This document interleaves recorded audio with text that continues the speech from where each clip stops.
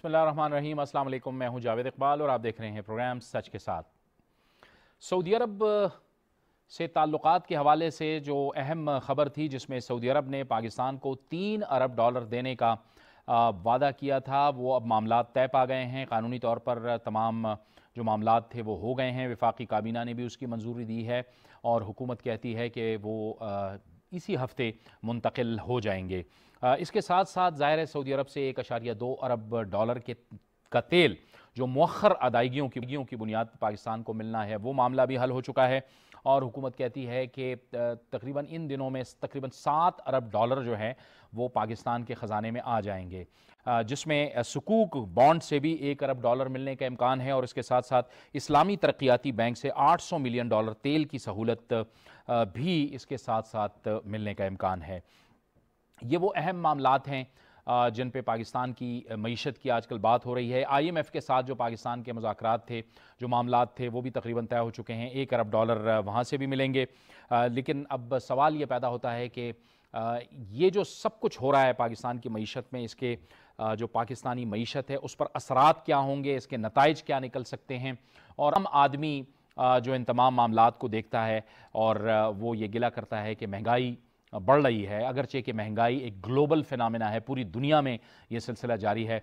पाकिस्तान में आम आदमी के लिए क्या आने वाले दिनों में तवक्कुआत हो सकती हैं, इन तमाम मामलात पर हम बात करेंगे और इसके लिए हमें ज्वाइन कर रहे हैं माहिर माशियात जनाब डॉक्टर खाकान हसन नजीब।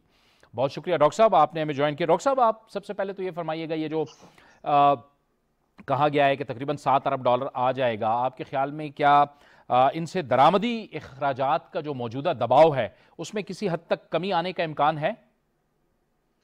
बिस्मिल्लाहिर्रहमानिर्रहीम। जावेद साहब, thank you for inviting me on the show.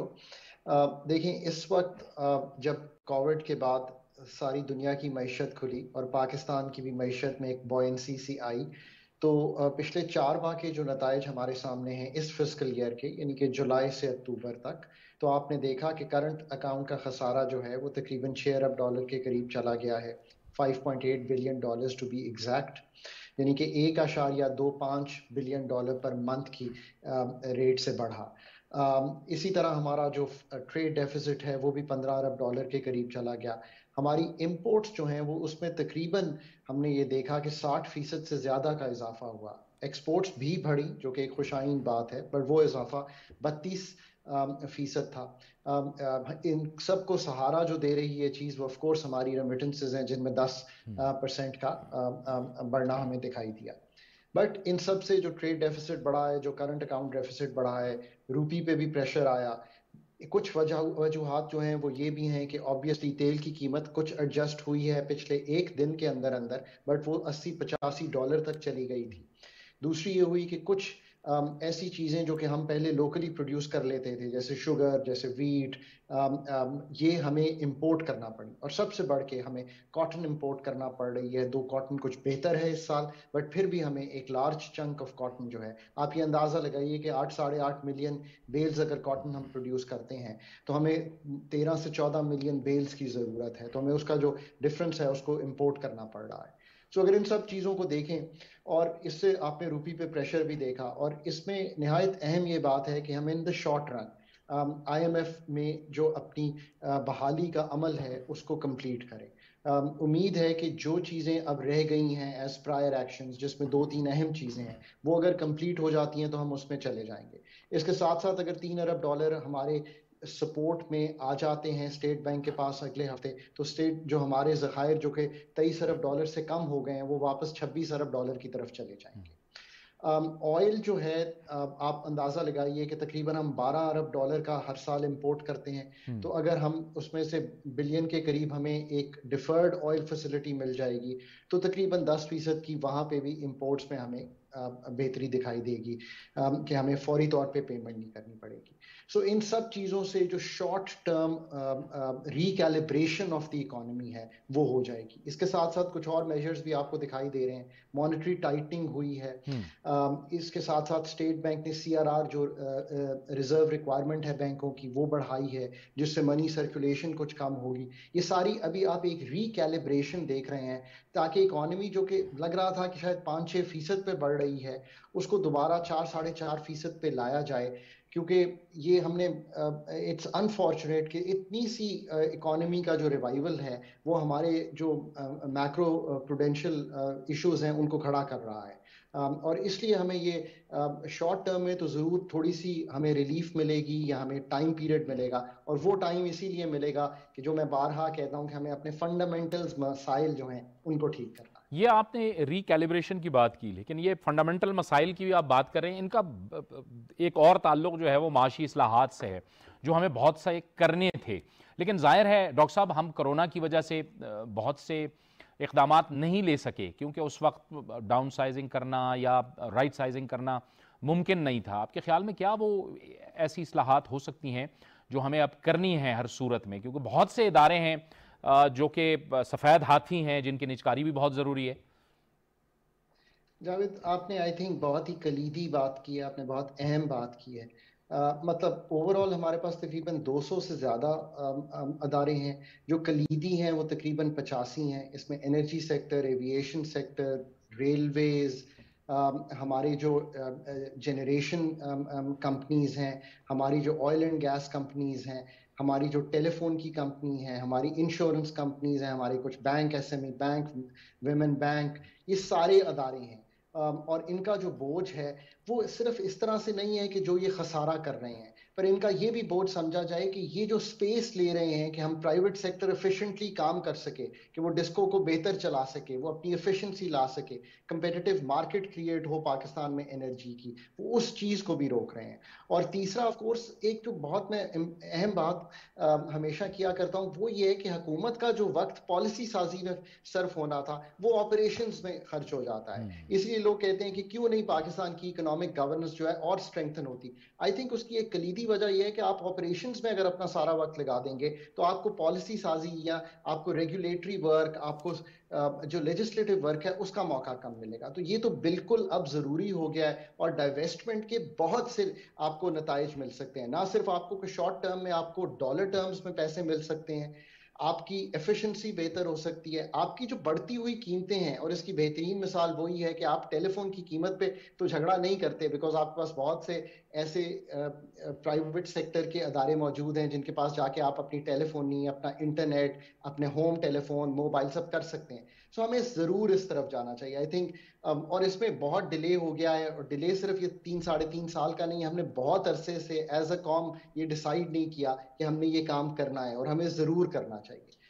इसके अलावा हमें ज़रूर ये देखना चाहिए कि हमारी जो एग्रीकल्चर प्रोडक्टिविटी है मुल्क की, उसको बेहतर किए बगैर हम इसमें सेल्फ सफिशिएंसी नहीं कर सकते, स्टंटिंग के मसाइल नहीं हल कर सकते, माल न्यूट्रिशन के मसाइल नहीं हल कर सकते। तो हमें ज़रूर इस तरफ जाना चाहिए। आई थिंक ये नंबर 2 पे हमारे ये चीज़ होनी चाहिए, और इसका इम्पोर्ट्स पे भी मैं एक मिसाल आपको दूं। पिछले साल FY21 में, यानी मालियाती साल जो गुजरा है, हमने 10 अरब डॉलर की एग्रीकल्चर और एग्रीकल्चर रिलेटेड गुड्स जो हैं उनको इंपोर्ट किया है। किया है। That should be never acceptable to a country like us. और तीसरी जो आई थिंक अहम चीज़ है, हमें ये भी डिसाइड कर लेना चाहिए एज अ कॉम कि हमें अपनी जो स्पेंडिंग करेक्शंस हैं, हमें सिर्फ टैक्सेशन पे ज़्यादा जोर नहीं देना चाहिए। हम फंड के साथ जब काम करते हैं तो हम बहुत सा टैक्सेशन पे, हमें अपने पेंशन रिफॉर्म्स, हमें जो अपनी स्पेंडिंग है, डेवलपमेंट स्पेंडिंग, उसको कैसे बेहतर किया जा सकता है, कैसे इंपॉर्टेंट प्रोजेक्ट्स को ख़त्म किया जा सकता है, कैसे जो एग्जिस्टिंग प्रोजेक्ट्स हैं उनकी एफिशिएंसी बेहतर की जा सकती है, उनसे पैसे निकाले जा सकते हैं। मैं आपको एक मिसाल देता हूँ, देखिए पोटेंशियल इज सो बिग। अभी सिडनी एयरपोर्ट जो है, इस सारे इशू के जो कोविड के उसके बावजूद उसकी एक बिड आई है, वो 30 अरब डॉलर की है। आपने अभी इस्लामाबाद एयरपोर्ट बनाया है जो उस पर आपने 1 से 1.5 अरब डॉलर PSDP में से पैसा, यानी कि डेवलपमेंट बजट में से पैसा खर्च करके किया है। क्या हम ये नहीं सोच सकते कि ये भी वो हब बने जिससे जो लोग यूरोप से आए, ये एक हब बने, इससे लोग आप एशिया जाएं। सो हमें थोड़ा सा इनोवेटिव होना पड़ेगा, और यही दुनिया जो है अब इस तरफ ही जा रही है। सो यही फ्यूचर की जो चीजें हैं हमें सोचनी है। ठीक है डॉक्टर साहब, ये फंड के साथ जो हमारे मामलात तय पाए हैं उनकी तवक्कुआत थी। उन्होंने कहा था कि 700 अरब के, हुकूमत कहती है नहीं 350 अरब तक हम ले आए हैं उनको, टैक्सेस के हवाले से जो उनकी तवक्कुआत हैं। फिर दूसरी तरफ ये जो आलमी मार्केट में तेल की कीमत में कमी आई है, अगरचे कि हमें ये मालूम है कि इसका जो इम्पैक्ट है वो कुछ अरसे बाद ही पता चलता है। लेकिन दूसरी तरफ पेट्रोलियम लेवी की जो बात हो रही है 4 रुपये के हवाले से, उससे भी एक आम आदमी ये समझता है कि कहीं पेट्रोल महंगा ना हो जाए। ये ज़रूरी है कि वो बढ़ाएंगे या फिर एडजस्टमेंट भी हो सकती है कि कीमत ना बढ़ा के भी एडजस्टमेंट हो सकती है और उसका आम सारिफ तक वो नहीं पहुंच सकता। सो देखिए, 2-3 चीज़ें हुई हैं जिसकी वजह से ये कीमत एक दिन में तकरीबन 12 से 13% कल गिर गई। सबसे पहले तो ये हुआ कि ये जो एक नया स्केयर आया है, जिससे हमें लगता है कि जो ओपनिंग थी वो थोड़ी डिलेड हो जाएगी, जो साउथ अफ्रीका से कोविड का स्केयर आया है और WHO ने इसको एज एन इम्पॉर्टेंट वेरिएंट जो है ओमिक्रॉन को कहा है। दूसरा ये हुआ कि कुछ दिन पहले ही जो US है उसने अपने जो इमरजेंसी ज़खायर थे पेट्रोल के, आसान लफ्जों में यानी कि ऑयल के जो ज़खायर थे उनको रिलीज करने की बात की, और वो भी इसीलिए किया क्योंकि ये सारी दुनिया की इकोनॉमीज हर्ट कर रही हैं। एनर्जी की प्राइसेस, चाहे वो गैस की हो, चाहे वो ऑयल की हो, चाहे वो डीजल की हो, सारी दुनिया हर्ट कर रही थी। तो उन्होंने क्या, कुछ और ममालिक ने भी ऐसा ही किया है, चाइना, इंडिया और ममालिक ने भी अपने, सो एक उसका इफेक्ट आया। तीसरा, आई थिंक ये जो प्राइसेस थी वर्ल्ड में, ये जो 80-85 की कोल की कीमत दो से ज्यादा गुना बढ़ गई, आयरन ओर की कीमत बढ़ी, इन सब की एक टॉपिश नेचर आ रही थी और मार्केट्स इंटरनेशनली जो थी वो टॉपिश हो रही थी। तो एक करेक्शन ड्यू थी इस चीज में। सो इन 3 फैक्टर्स ने मिलकर हमें एक करेक्शन दिखाई है।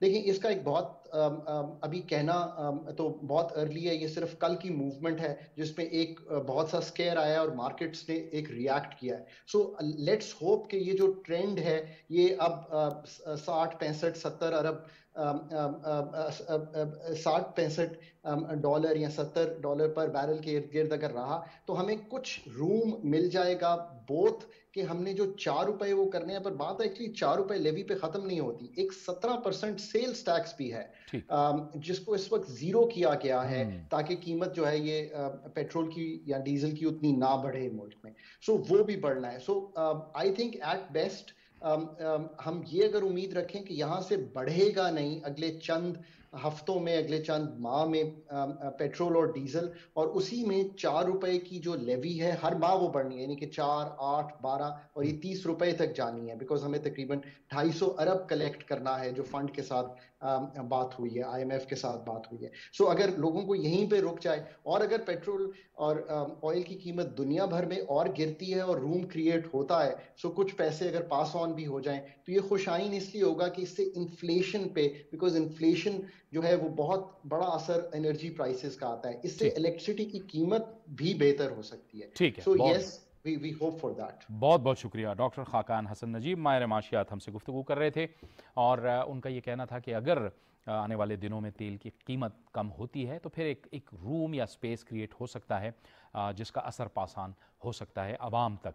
लेकिन ये भी एक हकीकत है कि अब चंद दिनों से रोज़मर्रा की जो अशिया हैं उनकी कीमतों में कमी आई है। एक ब्रेक का वक्त हुआ चाहता है और ब्रेक के बाद प्रोग्राम जारी रहेगा।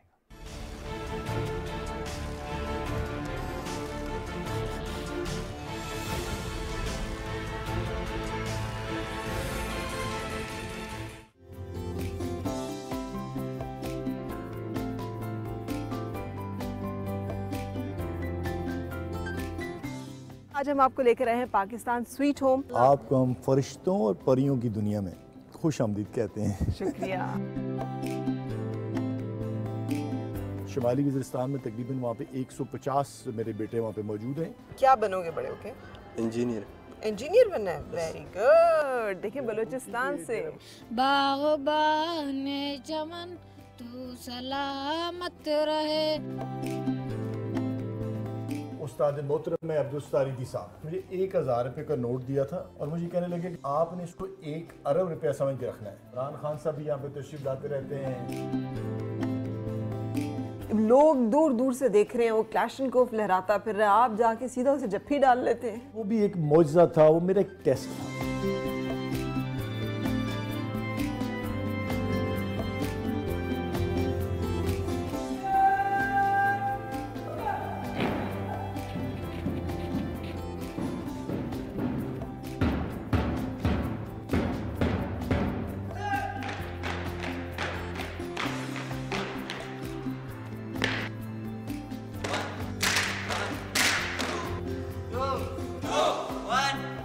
मुझे मुझे ऐसा लग रहा था मैं किसी मिलिट्री कॉलेज में आ गई हूँ। सारे बेटों को यूनिफॉर्म पहनने का बड़ा शौक है। नारे तकबीर, अल्लाहू अकबर, नारे रिसालत, या रसूलल्लाह, पाकिस्तान जिंदाबाद।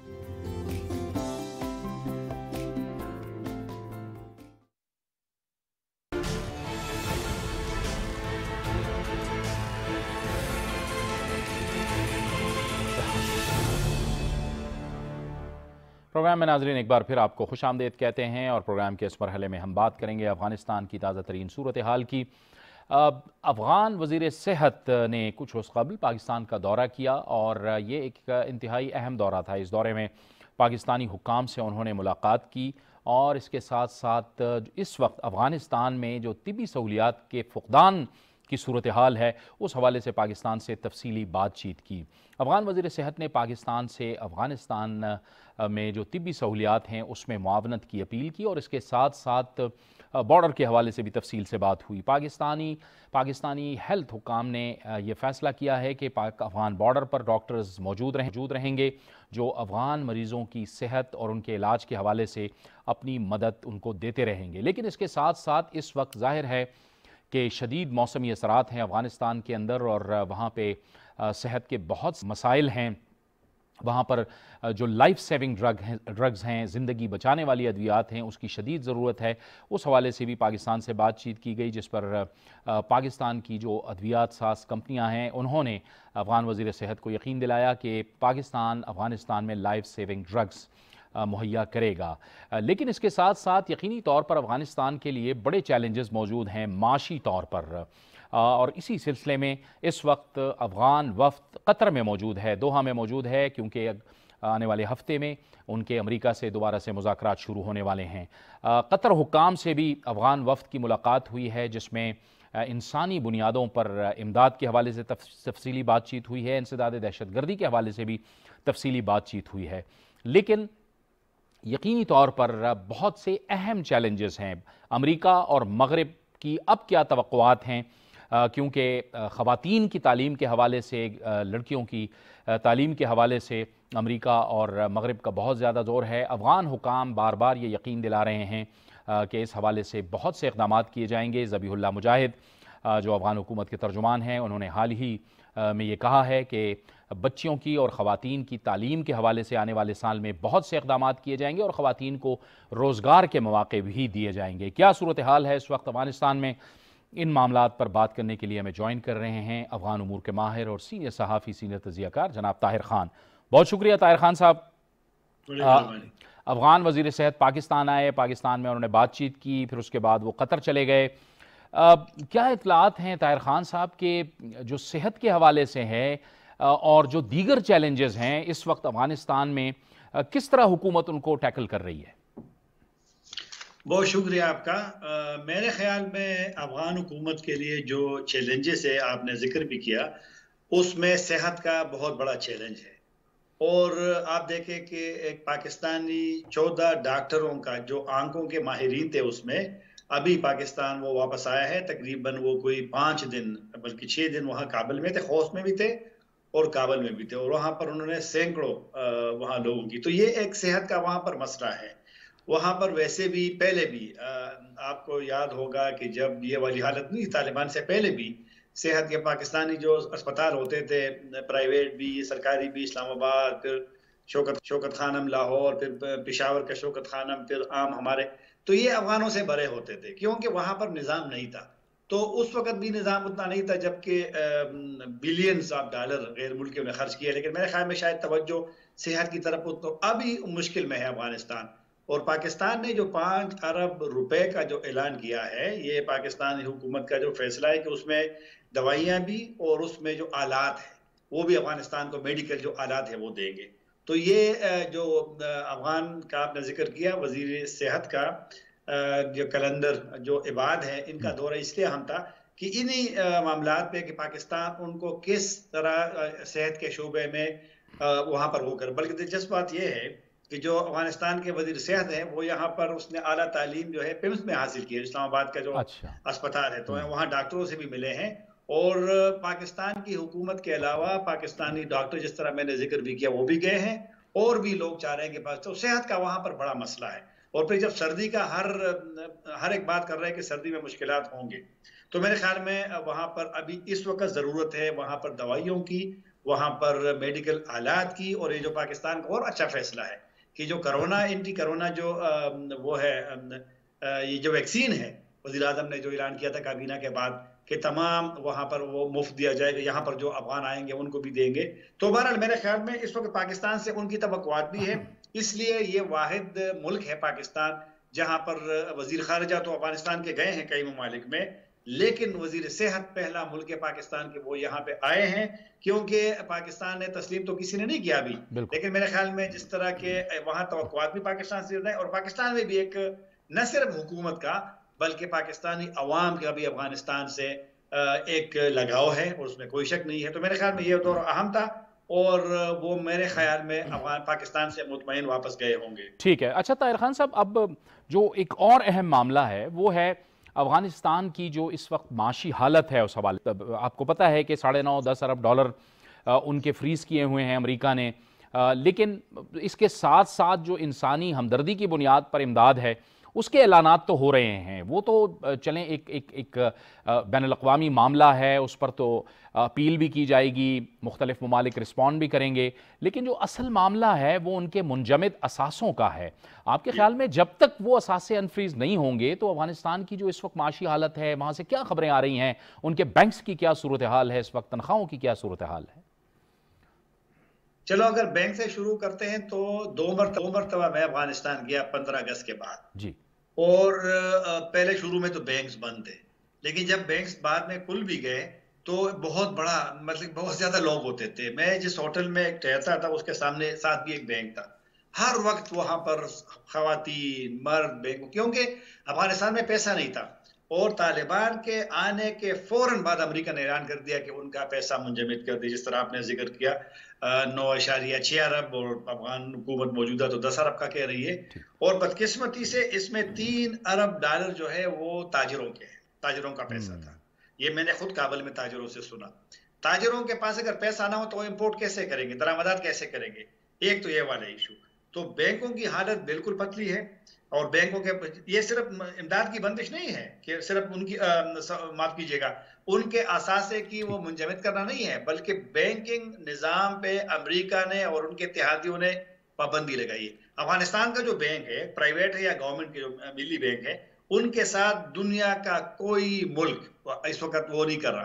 तो जब दुनिया का बैंकिंग सिस्टम ना हो, किसी मुल्क के साथ वो राब्ता ना हो, तो फिर कैसे निज़ाम चलेगा? तो वहां पर तनख्वाहों के इश्यूज है, क्यों? लेकिन अब तालिबान ने ऐलान किया है कि तनख्वाह उन्होंने 3 महीने की देने शुरू कर दी है, लेकिन बहरहाल वहाँ मुश्किलात है। और अगर ये जो कतर में मुज़ाकरात का आपने जिक्र किया, ये एक मौजू है तालिबान के लिए हम, कि उनका पैसा है उनको दे, और फिर ताजिरों का पैसा ताजिरों को दे कि वो इम्पोर्ट करेंगे। और इसी वजह से अफगानिस्तान में अभी जो सूरत हाल आप बता रहे हैं, मेरी मालूमात है वहां पर कीमतें बहुत बढ़ गई है हर चीज की, क्योंकि जब सप्लाई ना हो, जब आप दरामद नहीं करेंगे तो फिर यहाँ पर लोग पूरा करेंगे जो लोगों की डिमांड हो। तो मुश्किल हालत में है इस वक्त अफगानिस्तान। ठीक है ताहिर खान साहब, ये दोहा मुज़ाकरात की तरफ तो हम आते हैं, लेकिन इस वक्त अफगानिस्तान के अंदर तालिबान ने या हुकूमत ने एक गंदम का जो प्रोग्राम शुरू किया हुआ है कि आप इतने घंटे काम करें, आपको गंदम दी जाएगी।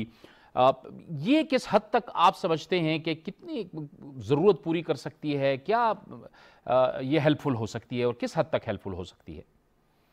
देखिए ना, गंदम आप उस वक्त लोगों को पहुंचा सकेंगे जब गंदम आपके पास होगी। तो मेरा नहीं ख्याल कि वहां पर, इसलिए जो पाकिस्तान की हुकूमत का ऐलान है कि वो गंदम भी देंगे, मेरे ख्याल में 50,000 टन, ये जितना जल्दी हो सके वहां चला जाए, क्योंकि पाकिस्तानी गंदम जाएगा तो कुछ ना कुछ हालत होगी। जो मैंने कहा, वैसे पहले किसी जमाने में पाकिस्तान से गंदम और आटा जो है वो हमारे खैबर पख्तूनख्वा के ज्यादा मिलों से, पंजाब से भी जगह, लेकिन फिर वो काज़ाकिस्तान की तरफ वो चले गए थे, वहां से फिर ज्यादा इंपोर्ट होते थे। साबिक हुकूमत का जो कभी कभी पाकिस्तान के साथ मामला खराब होते थे, तो लिहाजा अब काज़ाकिस्तान पाकिस्तान की तरह उनको उस तरह गंदम नहीं देगा, क्योंकि पाकिस्तान एक वाहिद मुल्क है इस वक्त कि जो अफगानिस्तान के साथ उसी तरह न सिर्फ दो तरफा जो तिजारत है और दरामद, बल्कि जो ट्रांजिट ट्रेड है उसमें कोई रुकावट नहीं आई। बल्कि पाकिस्तान का जो फैसला है, ये भी पाकिस्तान का इस वक्त भारत के साथ मुकम्मल खत्म है, तिजारत जीरो है। लेकिन अफगानिस्तान को पहले हुकूमत ने, पाकिस्तान ने पिछली हुकूमत को भी कहा था कि आप वहां पर तिजारत कर सकते हैं, आपका माल वाघा तक जा सकता है। और अब जो हुकूमत ने फैसला किया है, और खुद हुकूमत ने, काबीना ने, वज़ीर आज़म ने, कि ये बिल्कुल एक अनप्रेसिडेंटेड है कि जनाब उनके भी गंदम इंडिया की पाकिस्तान के रास्ते से जाएगी। तो मतलब कि पाकिस्तान कर सकते, लेकिन पाकिस्तान एक करने से कुछ भी नहीं होता जब तक दुनिया का ज़मीर जो है ना, अभी आज एक वायरल हुई छोटी बच्चियों की वो एक वीडियो तालिबान ने भी डाला और लोगों ने भी डाला है। वो कह रहे हैं हम स्कूल जाना चाहते हैं, छोटी छोटी बच्चियां हैं, बड़ी खूबसूरत नीलो आंख की वाली, लेकिन हम नहीं जा सकते, पैसा नहीं है। तो मैं वही कह रहा हूँ कि ट्रिलियन ऑफ डॉलर इन्होंने खर्च किए हैं, अमेरिका और उनके इत्तेहादियों ने, 40 ममालिक ने, उस पे जंग पे। अब उनको आगे आना चाहिए कि वो खर्च करें ना तालीम पे भी, वो सड़कों पे। आप यकीन कीजिए कि ये मैदान वर्द का एक सूबा है, वहां मैं काबल से करीब है, काबल का गेट है वो, वहां मैं गया था, अगस्त में गया था, सड़कें खराब। फिर कंदहार की सड़क तो ऐसी तबाह बर्बाद। तो लोग हैरान है कि अमेरिका ने जो इतने बिलियन डॉलर खर्च किए हैं, किस चीज पे खर्च किए हैं, कि जब वहां स्कूलों पे खर्च ना हो, वहां पर वो दोबारा एक मुश्किल हालत है। लेकिन अब देखना है कि क्या होता है। दुनिया की जमीर जो है, और ये जो कतर के मुज़ाकरात के जिक्र किया, जिसमें तालिबान ये मसला उठाएंगे, अपने फ्रीज जो पैसा मुंजमद हुआ है, कि वो उनको देते हैं कि नहीं, अगर नहीं देगा पैसा तो अफगानिस्तान को फिर बहरान से आप नहीं बचा सकते। ये तारिक खान साहब, शायद इसी वजह से ये ज़बीहुल्लाह मुजाहिद साहब ने जो कहा है कि बच्चियां और लड़कियां स्कूल तो जा रही हैं, लेकिन आने वाले साल में ज़्यादा इक़दामात किए जाएंगे और ज़्यादा जो रोज़गार के मौक़े हैं ख़वातीन के लिए वो भी क्रिएट किए जाएंगे। शायद इसी वजह से वो कमिंग ईयर कह रहे हैं या आने वाला साल कह रहे हैं कि ज़ाहिर है ये माशी मुश्किलात हैं और इस वक्त पैसा है नहीं। ये बिल्कुल आपने दुरुस्त कहा। तालिबान की हुकूमत ने तालीम पाबंदी बिल्कुल नहीं लगाई। उन्होंने कहा कि इस दफ़ा ख़वातीन बिल्कुल जा सकेंगी, यूनिवर्सिटी में भी जा सकेंगी, कॉलेज भी खुलेंगे, स्कूल में भी वो जा सकेंगी, लेकिन उनके लिए वो पॉलिसी ज़रूर बना रहे। और इस तरह जो आपने रोजगार का जिक्र किया, अब देखो ना, 3 वजारतों में तो आई है, 100% आई है, सेहत में वापस 70% आई है तकरीबन, उसमें जो तालीम है उसमें, क्योंकि कुछ तालीमी इदारे बंद हैं तो 70% है। और फिर ये जो पासपोर्ट वहां पर दफातर खोले, उसमें भी खवातीन वापस आई है। जिन इदारों में नहीं है उनके लिए वो पॉलिसी बनाई, इनकार उन्होंने नहीं किया। लेकिन गुज़िश्ता जो उनकी 1996 से 2001 तक हुकूमत थी, उस वक्त खवातीन की तालीम इसलिए बंद थी कि उनके पास पैसा नहीं था। अभी भी अगर दुनिया उनको पैसा नहीं देगी, अभी तक 4 महीने में तो तालिबान अपने वसाइल इतने नहीं पैदा कर सकते कि अपने वसाइल से जो तालीमी इदारों में खवातीन के लिए इंतजामात है, काफी सारी चीजें हैं, उनका सिक्योरिटी का निज़ाम होगा, तो ट्रांसपोर्ट का निज़ाम होगा, तो मेरे ख्याल में उसके पास पैसा नहीं होगा। लेकिन वो मुतमईन है कि आहिस्ता आहिस्ता उनके पास जब वसाइल आएंगे तो फिर मुमकिन है कि वो चीज करे। लेकिन दुनिया को सोचना पड़ेगा, जिन्होंने उनके पैसे मुंजमद किए हैं और जो कुछ लोग पीछे हैं, मैं नाम नहीं लूंगा, लेकिन मेरे ख्याल में मुसलमान ममालिक को भी आगे आना पड़ेगा। ये सिर्फ कतर और पाकिस्तान की जिम्मेदारी नहीं है कि वो, क्योंकि सबकी मुश्तरका जिम्मेदारी है। तो अगर वो नहीं आगे आएंगे तो फिर तो ये ज़बीहुल्लाह मुजाहिद ने जो कहा है तो उनमें मुश्किलात होंगी, क्योंकि आजकल दुनिया बनी ऐसी है। और फिर अफगानिस्तान में 40 साल लड़ाई, 20 साल अमरीकियों की लड़ाई, नेटो की लड़ाई, उससे पहले रूसियों की लड़ाई। तो 40 साल जिस मुल्क में लड़ाई हो तो वहां से वसाइल कहाँ से आएंगे, पैसे कहाँ से आएंगे, निज़ाम कैसे बनेगा।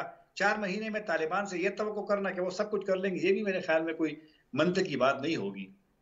कतर तो तारिक खान साहब पहले से ही बहुत अहम रोल अदा कर रहा है, मुज़ाकरात के हवाले से भी, अफगानिस्तान की तामीर नौ के हवाले से भी। लेकिन गुज़श्ता दिनों मुत्तहिदा अरब अमारात ने भी वहाँ पर सफारत खाना अपना खोला है काबुल के अंदर। ये बात काबिल इत्मीनान है आपके लिए? जी हाँ, बिल्कुल इत्मीनान है। और ये सिर्फ मुत्तहिदा अरब अमारात की नहीं है, बल्कि चंद दिन पहले जापान के सफीर आए थे और उनको सफारत खाना 17 अगस्त को जापान ने बंद किया था, और उनका जो स्टाफ था 12 वो फिर निकाला हुआ। आजकल कतर में दफातर, तो अभी वो जापान का सफीर आया था, मुल्ला बिरादर से भी मिला था, उनके दीगर लोगों से भी मिला था, और उन्होंने खुद जो बयान जारी किया था उसमें कि वो सफारत खाना खोलने के लिए उन्होंने सिर्फ सिक्योरिटी वाले इशू उठाई। तो मेरे ख्याल में दुनिया को अब एहसास हो रहा है। जर्मनी का हमने सुना है, तालिबान ने खुद कहा है कि वो शायद इसी हफ्ते जो शुरू हो रहा है 2 दिन बाद, इसी में वो भी शायद इसी हफ्ते में वो खोलने का इम्कान है। सऊदी अरब का भी, जब मुत्तहिदा अरब अमारात ने खोल दिया सफारत खाना तो इस तरह रिपोर्ट आई थी कि शायद वो भी सफारत खाना खोले। मेरे ख्याल में दुनिया अगर नहीं आएगी, सफारत खाने नहीं खुलेंगे, तो फिर अफगानिस्तान, तो फिर अगर 20 साल के जंग खत्म हो गई है, 20 साल जंग, तो लिहाजा अब दुनिया को तो आगे आना पड़ेगा। सफारत खाना आपका बंद होगा। देखो ना, रूस, चीन, पाकिस्तान, उज़्बेकिस्तान, तुर्की ने सफारत खाने बंद नहीं किए थे, पाकिस्तान ने तो कौंसलेट भी बंद नहीं किया। एक कॉन्सुलेट हमारा बंद नहीं हुआ पाकिस्तान का, जितने शहर में है, बिल्कुल। मज़ार शरीफ में, हेरात में, जलालाबाद में, कंदहार में, कोई बंद नहीं हुआ था।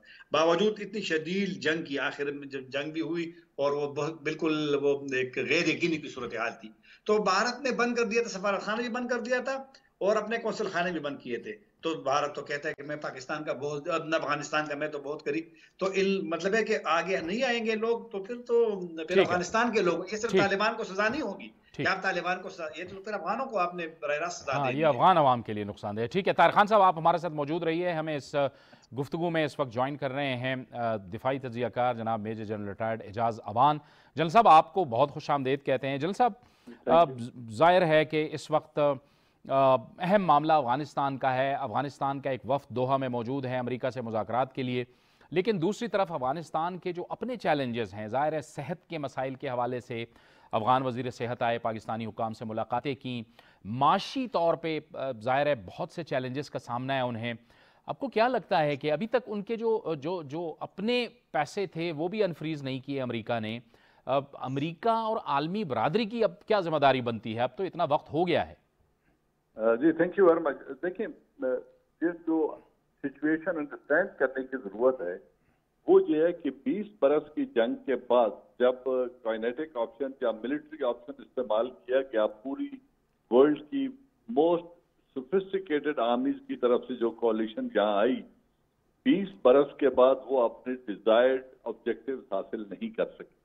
डिजायर्ड ऑब्जेक्टिव से मुराद है अपनी तरह का तर्ज हुकूमत नाफिज नहीं कर सके अफगानिस्तान के ऊपर, और जिनको वो खत्म करने के लिए आए थे, तालिबान को एज अ हुकूमत वो डेसिमेट करने आए थे, उनके साथ मुज़ाकरात करके जब वो विड्रॉ कर गए तो एक मॉरल रिस्पॉन्सिबिलिटी बनती थी दोनों उन फ्रीकैन के ऊपर जिन्होंने एक मुआहदा किया टेबल पे बैठ के। अमेरिका ने जो मुआहदा किया, उनने जो शराइत रखी थी, उस पर तालिबान ने किसी भी शर्त से इनहराफ नहीं किया, उसको आज तक उन्होंने वायलेट नहीं किया। और वो शराइत ये थी कि पहली बात ये थी कि आप इंतकामी कार्रवाइयां नहीं करेंगे, फिर आप अमेरिकन फोर्सेज या कोलिशन लेड फोर्सेज के ऊपर जब तक हम वायदे के मुताबिक विड्रॉल नहीं करते आप किसी पर हमला आवर नहीं होंगे, और तीसरा कि आप अपनी सरजमीन को किसी रीजनल या इंटरनेशनल मुल्क के खिलाफ इस्तेमाल नहीं होने देंगे, दहशतगर्दों को इस्तेमाल नहीं करने। अब इस चीज के लिए एक तरफ एक मुआहदे की पाबंदी है, मॉरल रिस्पॉन्सिबिलिटी है, दूसरी तरफ वसाइल की जरूरत है। अगर अमेरिका अपनी मॉरल रिस्पॉन्सिबिलिटी को निभाए और वो जो मुआहदा हुआ था उसको हतमी नताइज तक ले जाने के लिए उस पर कारबंद रहे, तो फिर इनके एसेट्स डिफ्रीज करने पड़ेंगे, उनको निकालना पड़ेगा, उनको रिलीज करना पड़ेगा, ताकि हुकूमत फंक्शनल हो। वो अपनी वो आर्मी जिसको अमेरिका ने खड़े किया था 3.5 लाख की फौज, अगर वो डिसइंटीग्रेट होके तरबियत याफ्ता फौज उन कुव्वतों के हाथ में लग गई बवजह मजबूरी कि उनके पास रोजगार नहीं है, खाने को रोटी नहीं है, उनका कोई कमिटमेंट नहीं रह गई हुकूमत वक्त के साथ, और वो फ्रीलांस हो गए, तो वो मर्सनरीज बन जाएंगे और एक बड़ी लार्ज स्केल इंस्टेबिलिटी क्रिएट हो जाएगी रीजन में, जिसके खतरात पूरी दुनिया तक जा सकते हैं। ये सबसे बड़ा खतरा है। ठीक, इसको अगर अमेरिका निभाए और उनके एसेट्स को लिक्विडेट कर दे, रिलीज कर दे, तो तालिबान अपने वादे भी पूरे कर सकते हैं और जिस अमन की उन्होंने जमानत दी है उसको वो पूरा कर सकते हैं। लेकिन अभी तक अमेरिका वो एसेट फ्रीज किए हुए है और तालिबान की हुकूमत पर वो सख्ती नहीं कर रहा, वो इसकी इनडायरेक्ट सजा उन अफगान लोगों को दे रहा है जो अमन के मुआविन बने और जो पुरअमन जिंदगी गुजारने की ख्वाहिशमंद है। तो ये एक मॉरल रिस्पॉन्सिबिलिटी है जो अमेरिका को समझनी पड़ेगी। ठीक है, बिल्कुल आपने दुरुस्त कहा, और वही बात की जो ताहिर खान साहब ने भी यही बात की कि ये दरअसल तालिबान को नहीं सजा या हुकूमत को नहीं बल्कि अफगान अवाम के लिए। ताहिर खान साहब, ये जो अभी मुज़ाकरात होने जा रहे हैं, जी आपके ख्याल में ताहिर खान साहब क्या तवक्कुआत होंगी? अमेरिका क्या बात करेगा तालिबान से, क्योंकि वो तो उन्होंने जो शराइत रखी थी तालिबान के सामने, वो आपको आने वाले दिनों में किस हद तक पूरी होती हुई दिखाई देंगी? क्या तालिबान का जो अफगान है उनकी क्या तवक्कुआत होंगी उनसे?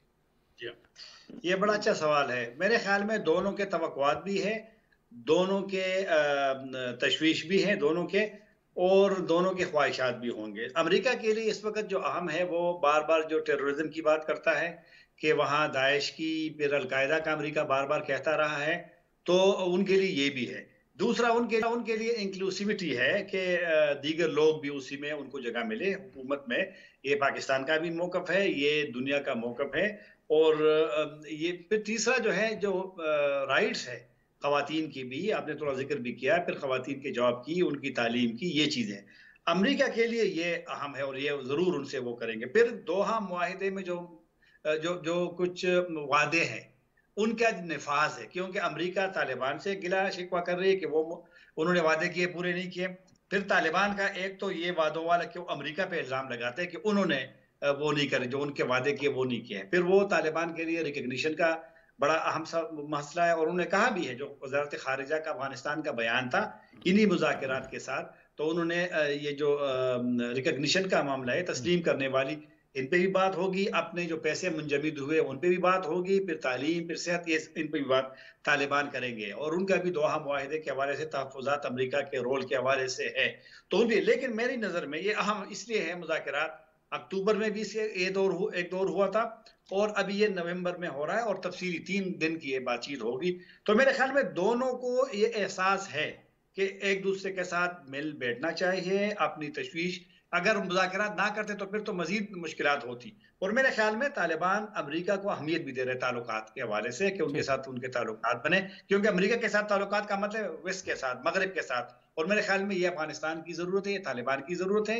और अमेरिका अगर चाहेगी कि तालिबान की, अफगानिस्तान की अगर वो हिमायत नहीं करेंगे उनका, तो फिर तो टेररिज्म वहाँ बढ़ सकता है। फिर तो अगर आप इनको स्क्वीज करेंगे, आप इन पे पाबंदियां लगाएंगे, उनके बैंकिंग सिस्टम को आप कोलैप्स करने देंगे, उनका आपने पैसा मुंजमद किया है, तो फिर तो अफगानिस्तान में अगर क्राइसिस होगी तो फिर तो दहशतगर्दी उसमें इजाफा होगा, फिर तो लोग उस तरफ भी जाएंगे, तो फिर तो अमेरिका को सफर करना पड़ेगा फिर।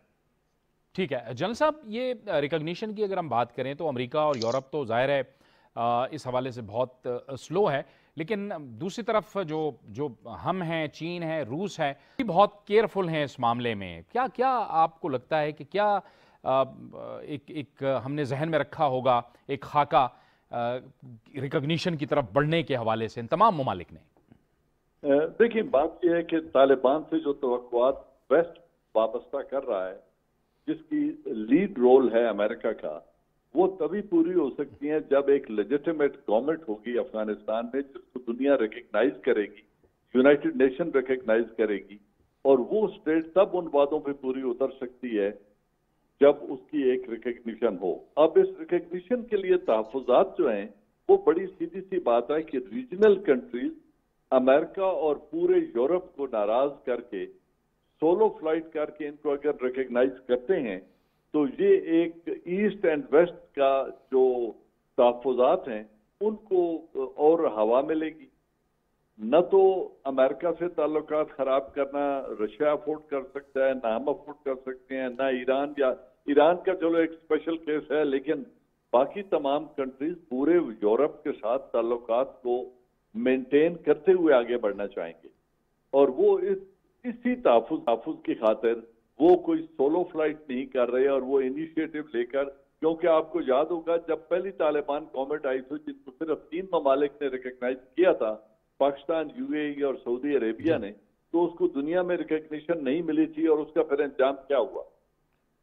तो अब जिन्होंने मुआहिदा किया, अगर वो लीड रोल लें और अपनी रिस्पॉन्सिबिलिटी निभाएं, तो फिर दुनिया को एतराज नहीं होगा। और नेबरिंग कंट्रीज ने तो अभी तक अपने, जैसे ताहिर खान पहले कह रहे थे कि ना हमने सफारत खाने बंद किए, ना अपने कॉन्सुलेट्स बंद किए, और डिफेक्टो रिकग्निशन तो अभी भी चल रही है। अगर डिफेक्टो रिकग्निशन न होती तो अमेरिका मुज़ाकरात करने किनके साथ आ रहा है?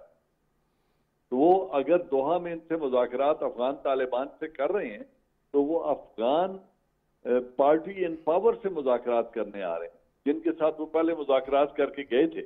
तो मेरे ख्याल में ह्यूमन कैटास्ट्रॉफ बचाने के लिए, इंसानी ट्रेजेडी को बचाने के लिए बहुत बड़ी भारी मॉरल रिस्पॉन्सिबिलिटी है वेस्ट और रीजनल कंट्रीज पर कि वो अफगानों को, पुरअमन अफगान शहरियों को सजा मत दें और तालिबान जो अपने वादे पे अभी तक कारबंद है उनको फैसिलिटेट करें एक लास्टिंग अमन के लिए, न कि उनको स्क्वीज किया जाए। ठीक है, ये ताहिर खान साहब, ये एक अच्छी बात है कि दुनिया जो है एंगेज कर रही है तालिबान के साथ, और यही पाकिस्तान भी कहता रहा है कि आप एंगेज करें। जी बिल्कुल, आपने सही कहा। आज यूरोपियन यूनियन के एक जो ऑफिशियल ने कहा है कि तालिबान को हम तस्लीम नहीं करेंगे, लेकिन उनके साथ हम वो करेंगे, राब्ता रखेंगे, सिफारतकारी करेंगे। और ये जो कतर में हो रहे मुज़ाकरात सिर्फ अमेरिका के साथ नहीं है, ये यूरोपियन यूनियन के साथ भी है। और गुज़िश्ता माह यूरोपियन यूनियन के तकरीबन कोई 12 से ज़्यादा बल्कि ममालिक के वहाँ पर आला जो उनके स्पेशल इन्वाय है अफगानिस्तान के लिए और आला हुकाम, उनकी भी तालिबान से तफसीली मुज़ाकरात हुए थे। तो मेरे ख्याल में दुनिया के लिए ये दुनिया अफोर्ड ही नहीं कर सकती कि आप उसको छोड़ें। फिर एक वो थोड़ी सियासत भी आ जाती है। ये जो वेस्टर्न कंट्री है, मगरबी ममालिक है, इनके थोड़े हसास होते हैं कि जब रूस और चीन उनके फ़ाल रोड होता है तो फिर वो भी आगे आना चाहते हैं। और देखो ना, रूस ने, चीन ने, ईरान ने, मरकजी एशिया ने, पाकिस्तान ने अफगानिस्तान के साथ ताल्लुकात रखे हैं, मौजूदा हुकूमत के साथ पहले भी होते रहे इसके साथ। तो कभी कभी वो इस पर मजबूर हो जाते हैं कि अगर वो पीछे हट जाते हैं, जापान क्यों गया है वहां पे, जापान का सफीर गया है कि सफारत खाना खोलना चाहते हैं, तो उनको शायद चीन का भी थोड़ा सा इशू तो जापान का, तो मेरे ख्याल में वो, लेकिन ये इसमें सियासत नहीं करनी चाहिए ममालिक को, बल्कि अफगानिस्तान के मौजूदा दुनिया के लिए अच्छी खबर नहीं है कि 20 साल जंग खत्म हो गई है, जिसमें अमेरिका और उनके इत्तेहादी इन्वॉल्व थे। 20 साल तक वो जंग जीत भी नहीं सके, बिलियन डॉलर खर्च किए हैं, अपने लोगों को मरवाया है, अफगानों को भी मरवाया है। तो लिहाजा ये तो दुनिया इसलिए अफगानिस्तान को छोड़ नहीं सकती। अगर मैंने जिस तरह पहले कहा, अगर अफगानिस्तान को इग्नोर करेगी ये ममालिक, तो फिर अफगानिस्तान में दोबारा क्राइसिस होगा, तो फिर तो आप किसी को कंट्रोल नहीं कर सकते। और रिएक्शन भी आता है। फिर तालिबान ने गुज़िश्ता हुकूमत में जब बुतों को तोड़ा था, मुजस्सिमों को छोड़ा था, बुद्धा को बामियान में, तो 2001 मार्च पे तोड़ा था। क्योंकि जब आप सैंक्शन लगाएंगे, पाबंदियां लगाएंगे, उन पे उनके लिए मुश्किलात पैदा करेंगे, तो उसका रिएक्शन तो फिर रद्द-ए-अमल तो होगा। तो मेरे ख्याल में दुनिया का ये अच्छा मौक़िफ़ है। और आपने सही कहा कि पाकिस्तान का शुरू से ये मौक़िफ़ है कि आप एंगेज करें, आप उनको नज़रअंदाज ना करें। तो मेरे ख्याल में दुनिया को एहसास हो गया है कि वो शायद एंगेज के मूड में है। ठीक है, बहुत बहुत शुक्रिया ताहिर खान साहब आपका, और major general retired Ijaz Awan साहब आपका। ये एक अच्छी सोच है कि दुनिया बहरहाल अफगानिस्तान के साथ एंगेज कर रही है, ये वक्त की ज़रूरत भी है। यह था हमारा आज का प्रोग्राम। जावेद इकबाल को इजाज़त दीजिए, अल्लाह हाफ़िज़।